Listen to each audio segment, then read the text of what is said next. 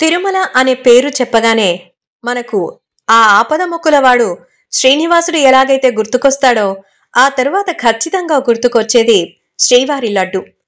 తిరుమల శ్రీవారి లడ్డు ప్రపంచవ్యాప్తంగా ఎంత గొప్ప పేరు తెచ్చుకుందో ప్రత్యేకంగా చెప్పాల్సిన అవసరం లేదు.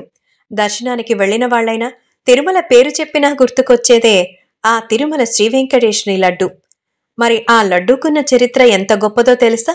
ఎప్పటినుంచి ఆ లడ్డూని ప్రసాదంగా ఇస్తున్నారు? మరి ఈ రోజు ఎందుకు చెప్పుకుంటున్నామంటే, ఈ రోజుకి ఆ ప్రత్యేకత ఉంది.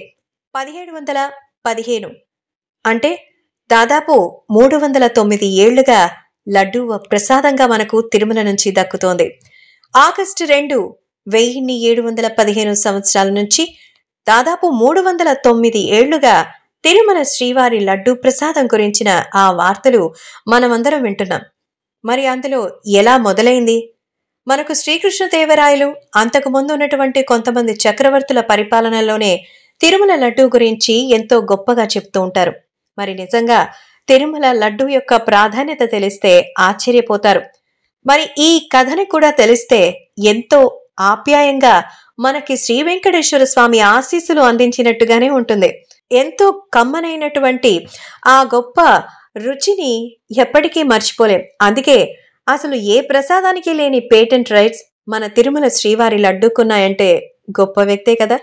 నిజంగా అంతటి విశిష్టత ఉన్నటువంటి ఈ లడ్డు దాదాపు 309 ఏళ్ళయిందంటే నిజంగా ఈ రోజున మనం సెలబ్రేషన్ చేసుకోవాల్సిందే.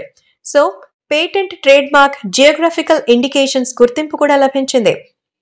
ఒకప్పట్లో ఈ లడ్డు కాకుండా బూందీ ఇచ్చేవారు. అంతకుముందు వడ బాగా ఫేమస్. అంతకుముందు బూందీ అంటే కేవలం బియ్యపు పిండి అలాగే బెల్లము కలిపి ప్రసాదంగా ఇచ్చేవారట. నిజంగా అటువంటి యొక్క ప్రాశస్యాన్ని చూసి అందరూ చాలానే ఆశ్చర్యం వ్యక్తం చేస్తుంటారు. తిరుమల శ్రీ వెంకటేశ్వర స్వామికి కూడా ఎంతో ఆప్యాయకరమైనది ఈ లడ్డు ప్రసాదమని, అందుకే ఆ స్వామివారి ఆశీర్వాదం రూపంలో ఇది ఇస్తారని చెప్తూ ఉంటారు. అంటే అప్పట్లో కొండ మీద భోజన సదుపాయాలు ఉండేవి కాదట. దాదాపు 15వ శతాబ్దం నుంచి 20వ శతాబ్ద తొలినాళ్ల వరకు లడ్డూకున్న స్థానం వడకుండేదని చెప్తారు. 1940 నాటికి లడ్డూ పూర్తిగా రూపాంతరం చెందింది. మరి నిజంగా ప్రసాదం, లడ్డూ ప్రసాదంగా ఎంతో చక్కగా మనందరికీ వచ్చే ఈ కథ గురించి చాలానే చెప్తూ ఉంటారు.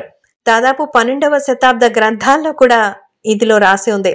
స్వచ్ఛమైన శనగపిండి, పటిక బెల్లం, నెయ్యి, ఎండు ద్రాక్ష, యాలకులు, జీడిపప్పు, కర్పూరం ఉపయోగించి ఘుమఘుమలాడేటువంటి లడ్డూ ప్రసాదం మన చేతికొస్తుంది.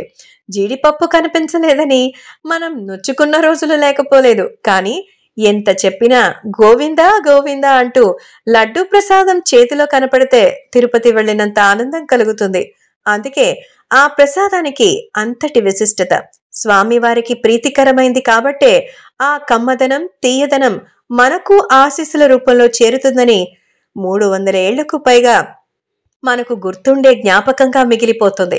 తరతరాల వరకు కూడా ఇదే ప్రసాదం స్వామివారికి ప్రీతికరం. అందుకే తిరుమల శ్రీవారి లడ్డూకు ఇంతటి చరిత్ర ఉంది కాబట్టి ఎందరికో ఇది అంతే ప్రీతికరంగా ఉంటుంది.